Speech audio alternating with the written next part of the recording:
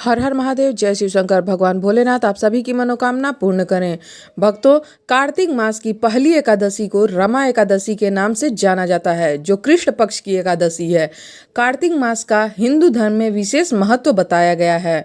ऐसे में कार्तिक मास में आने वाली एकादशी का महत्व भी कई गुना ज़्यादा बढ़ जाता है। रमा एकादशी व्रत रखने से व्यक्ति के जीवन में सुख समृद्धि आती है।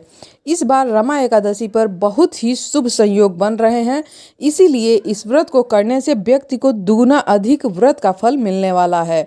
आइए जानते हैं रमा एकादशी व्रत की तारीख और इसका महत्व और इसके कथा क्या है। कब है कार्तिक मास की रमा एकादशी? इस बार रमा एकादशी पर हरिवास लग रहा है। शास्त्रों के अनुसार हरिवासर में व्रत करने से व्यक्ति को बैकुंठ में स्थान मिल जाता है। एकादशी तिथि का आरंभ 27 तारीख में सुबह 5:24 पर आरंभ हो रहा है और 28 तारीख को सुबह 7:51 पर एकादशी तिथि का समापन हो जाएगा।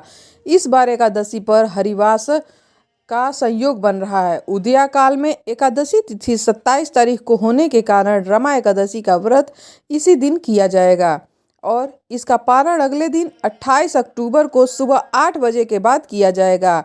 इस बार हरिवारस भी लग रहा है। ऐसे में जो लोग हरिवासर का वह 27 और 28 दोनों दिन एकादशी का व्रत रखेंगे और 29 तारीख को सुबह 10:29 से पहले व्रत का पारण करना होगा।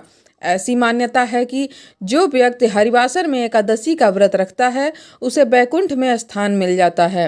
क्यों लग रहा है बार रमा एकादशी पे हरिवास योग, ये भी जान लीजिए। धार्मिक मान्यताओं के अनुसार जब एकादशी तिथि 2 दिन उदया तिथि में होती है तो हरिवासर योग बनता है।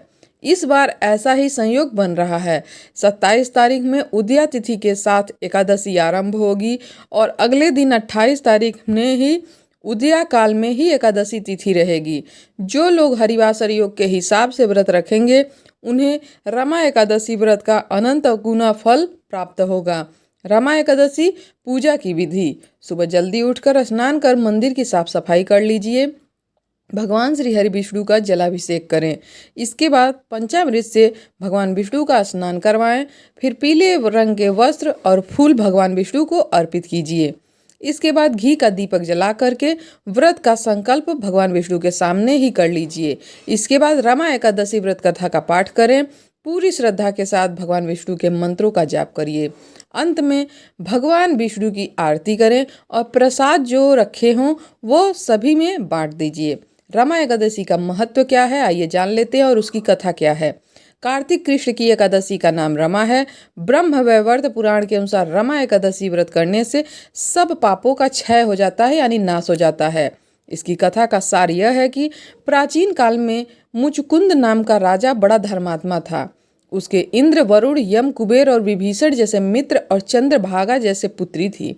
उसका विवाह दूसरे राज्य के शोभन के साथ हुआ था। विवाह के बाद वह ससुराल गई तो उसने देखा कि वहाँ का राजा एकादशी का व्रत करवाने के लिए ढोल बजवाकर ढिंढोरा पिटवाता है और उससे उसका पति सूखता है। यह देखकर चंद्रभागा ने अपने पति को समझाया कि इसमें कौन सी बड़ी बात है।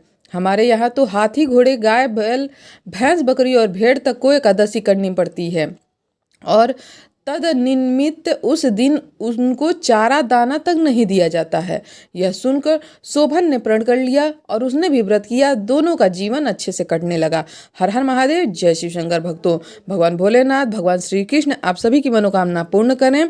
हर हर महादेव, जय शिव शंकर। भक्तों, वीडियो पसंद आए तो लाइक और शेयर करिएगा। चैनल पर नए हैं तो सब्सक्राइब करिएगा और कमेंट में जय श्री कृष्ण, जय भगवान विष्णु लिखना ना भूलिएगा।